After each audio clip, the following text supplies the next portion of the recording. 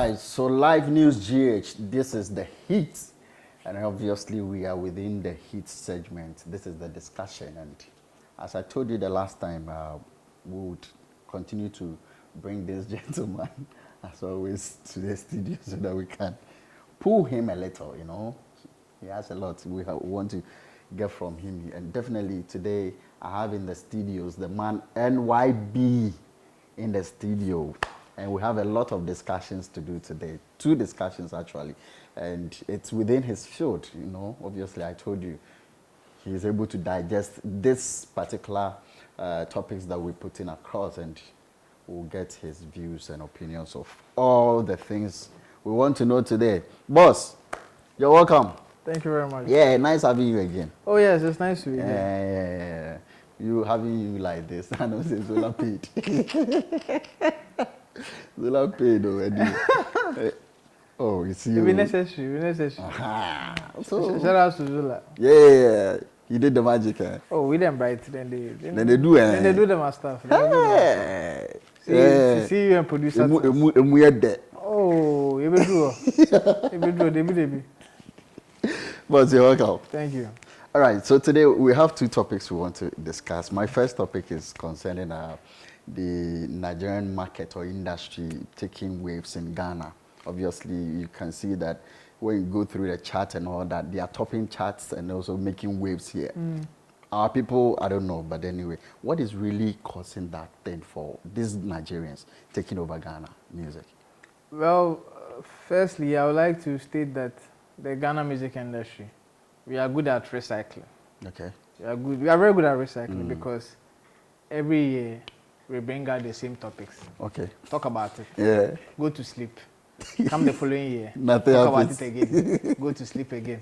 And that's the same thing we are facing this year. Yeah. With the chat being posted and people complaining why they are only Nigerians in the top 10. And it's weird, you get it. It's very weird because we see it and we've seen it like the whole year. Yeah. You see 1 or 2 Ghanaian music being in there. Then for a period of time they are trending, then they are off. It's like normalized. Okay. And I'm happy about the fact that this is not a DJ play. Okay. Because in previous past they always like the Ghanaian DJs are not playing Ghanaian songs. Yeah. The Ghanaian DJ is to blame, they are playing foreign songs. But Apple Music is not created by Ghanaian DJs. Okay. It is created by what the listenership listens to. You get it? Okay.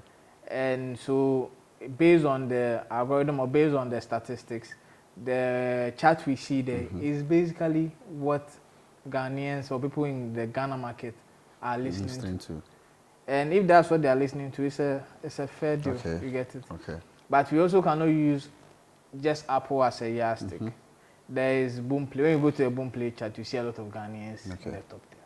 When you go to, let's say, Audiomack, you might probably see 1 or 2 Ghanaians. Maybe Spotify and Apple there. The Nigerians are taking. Yeah, but that is the consumption pattern of I don't want to say Ghanaians because we don't only have Ghanaians living in Ghana. Yeah. Of the user base. And one thing that stands out is usually number 1, quality.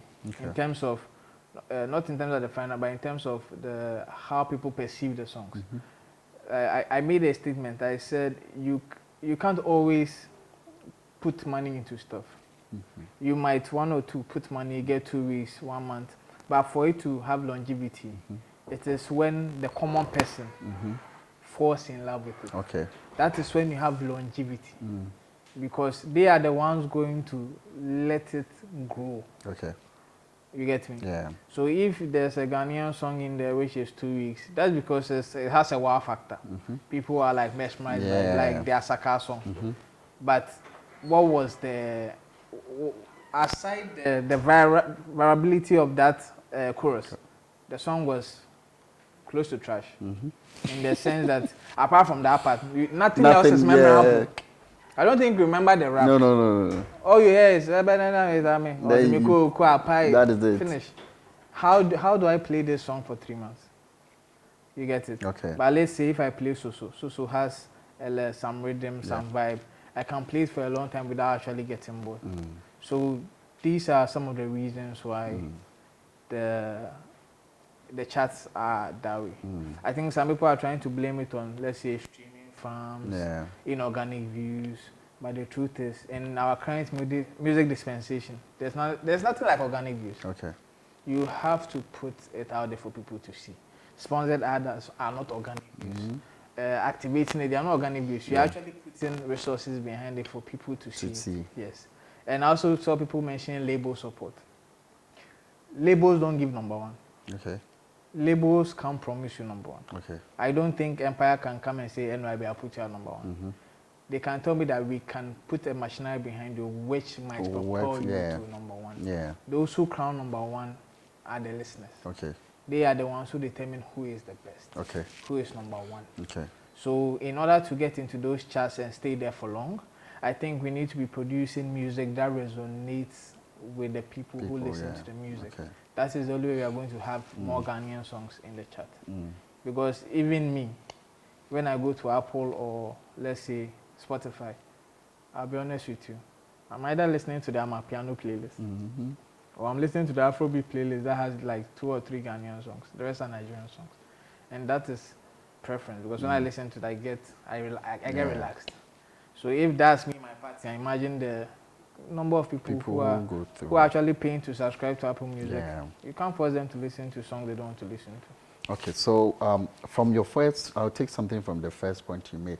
Is it that because we don't really produce that quality that is good enough compared to what our Niger people are producing, and so they will always be ahead of us when in terms of how people want to, the kind of song they want to listen to? I wouldn't say we don't produce quality. I think we have equally quality songs, but sometimes it boils down to production in terms of elements in the beats and stuff. Let's look at last year. Some of our biggest records, an example would be Down Flat and then Camido's Sugarcane, were produced by Nigerians. It's not from here. No, they were produced by Nigerians. There were elements in the beats which resonated a lot with, aside the delivery that the artist gave. That kind of production is what we hope for. You know, one thing about Ghanaian producers is they are good, they are great producers, but they fail to add the Ghanaian element. That is a Ghanaian producer. Okay. He will play you R&B, he will play you hip hop. A Nigerian producer will play you R&B and hip hop, but then will add a cultural element. Will leave a conga somewhere, a percussion somewhere that would trigger you to tap your feet. You get it? I think that's what our producers also need to learn. Okay. Because the formula there is there. We've seen the kind of songs people like. Okay. Camido saw it, invented himself, and he's been in that space. Yeah. You get it? So we know what works. We just need to put in the effort to do it. So our producers really need to up their game. Okay. So another part of it concerning the label, which I also have this kind of, let me ask also again on that. Don't you think, probably I would understand people who are making such comment, because in your statement you made mention that there are some machineries that are being put in place for us to be able to go, okay, this person is doing this. So you are guaranteed somehow that we'll be able to push you to a certain extent. That is what we don't have here. Because the last time we were talking, we made mention of links, which probably have that kind of machinery to do that. But we don't have much of them in Ghana here.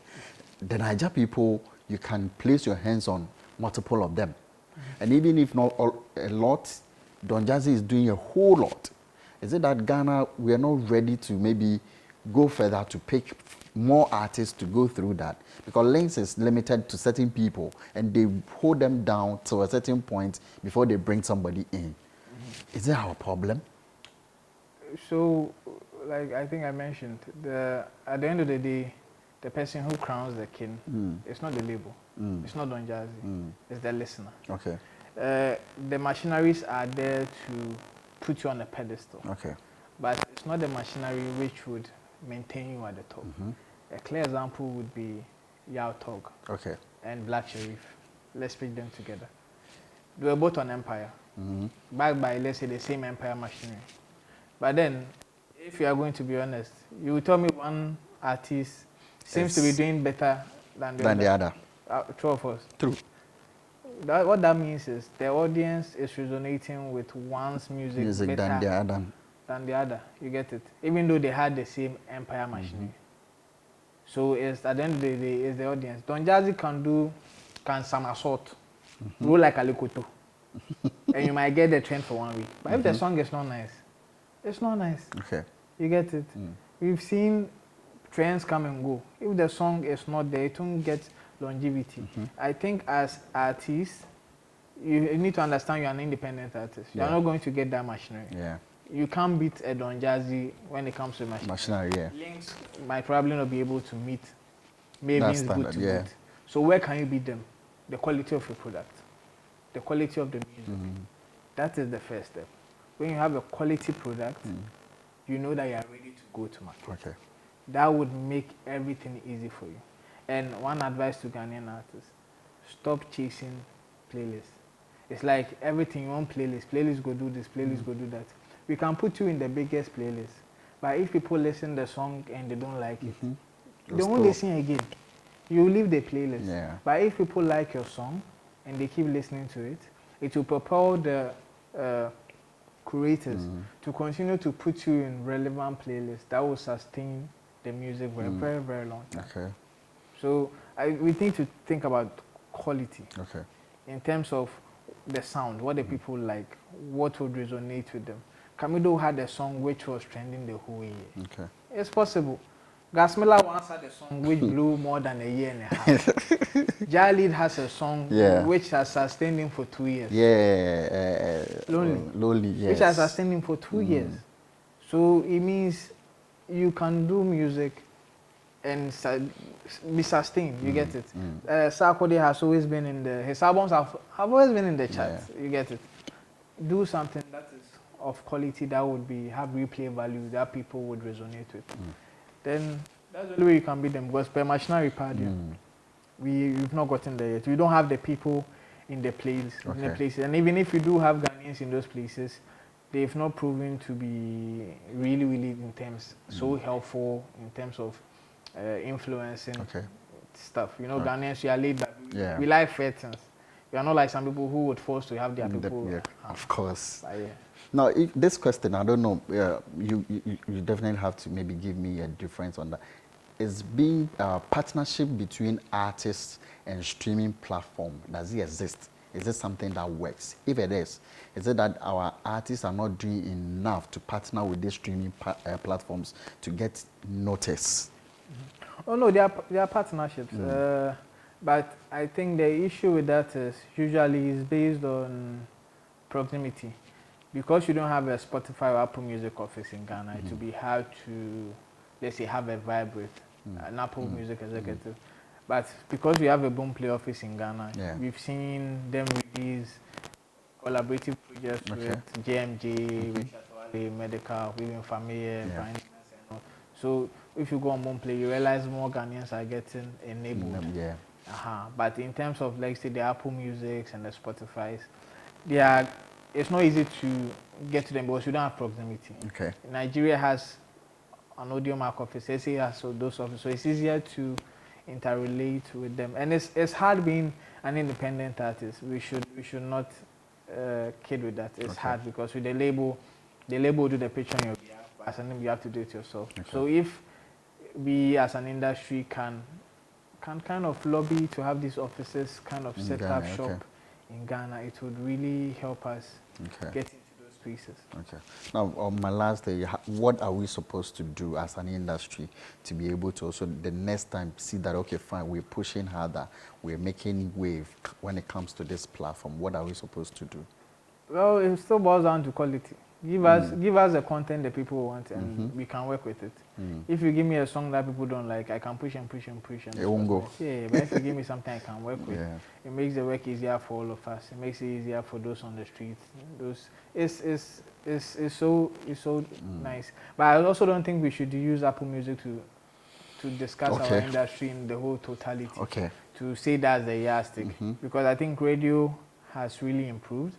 I think we need to give kudos to radio a lot, especially in Accra. Outside Accra, they've always been amazing, but in Accra, we've seen more Ghanaian music being played, even on the streets and all that. So I don't think we should use Apple Music as the yardstick when we have the likes of Boomplay, Audiomack, and Spotify also putting our artists on bill. All right, so that is NYB. Definitely the man to talk to. You guys know music anyway. But they don't sing. Oh. They are behind you all those things. I used to rap. He used to rap. The last time he said he's going to rap also. Maybe we'll get it here. We'll get that. All right, so that is my first topic. I'll move to my next topic. That is VGMA and issues that are cropping up. I'll be back.